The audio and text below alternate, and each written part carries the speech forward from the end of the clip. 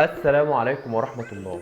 أول ما ظهر البوستر لبويكا عموما في البوستر الرئيسي الفيلم مطرح مطروح، الواحد افتكر إن هو جاي ينتقم من محمود حميدة في اللي عمله فيه في حرب كرموز. إلا إنه والله طلع بشخصية جميلة جدا، يمكن مختلفة شوية كمان عن الفيلم حرب كرموز. الفيلم تعالى بس نبدأها بالأول كده قبل ما أقول لكم دوره كان عامل إيه. الفيلم بيتكلم عن عيلة محمود حميدة اللي بتتكون من أخوه، يعتبر اللي قام بدور محمود كريم عفيفي، وطلع بدور بنته يعتبر ليلى احمد زاهر، وكمان طلعت زوجته شيماء سيف.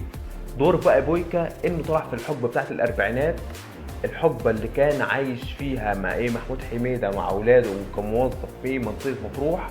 طلع فيها قائد القوات الانجليزيه اثناء تعرض مصر للحلال او الاحتلال الانجليزي في الوقت ده.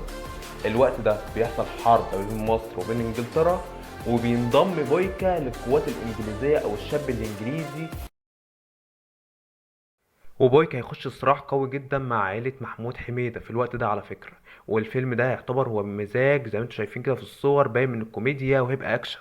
وباين قوي من الصور ان عائلة محمود حميدة هتتبهدل قوي في الفيلم ده، زي ما انتم شايفين كده في الصور، واحدة بترقص وهو بيلعب عريان بفانلة. طب ليه من النجم، ليه بيستعينوا بالنجم العالمي بويكا؟ هو مجد المصري اثر في حاجة؟ الحركة دي جاية من محمد السبكي. محمد السبكي عارف انه عايز يكسب فلوس، وان محمود حميدة عمره ما يجيب له حلم ويجيب له الايراد اللي هو عايزه، فبيستعين بنجم عالمي. المهم يجيب له فلوس ويشد نفسه لنفس الناس. بالرغم ان ممكن كمان المشاهد بتاعت البويكا اللي هيصرف فيها تبقى قليله جدا، بس الراجل برضه على قلبه زي العسل، ما هو هيدفع كتير وهيجيله ناس اكتر واكتر. خطه سكويه يعني. في كمان حاجه عايز اقول لكم عليها، مين اللي كان هيعمل دور محمود حميده في البدايه اصلا؟ اللي كان هيعمل الدور ده تخيلوا كان النجم بيومي فؤاد. بيومي فؤاد هو اللي كان هيعمل الدور ده. كان محمد عز كان باعت له الورق على انه اللي يمثله بيومي فؤاد، ما كانش راح لشركه الانتاج. بيومي فؤاد اصر انه كان اكبر، رغم ان كان في اكتر من شركه انتاج كانت عايزه هو تعمل له تنتج له الفيلم، لا هو اصر ان ينتج له الفيلم محمد السبكي.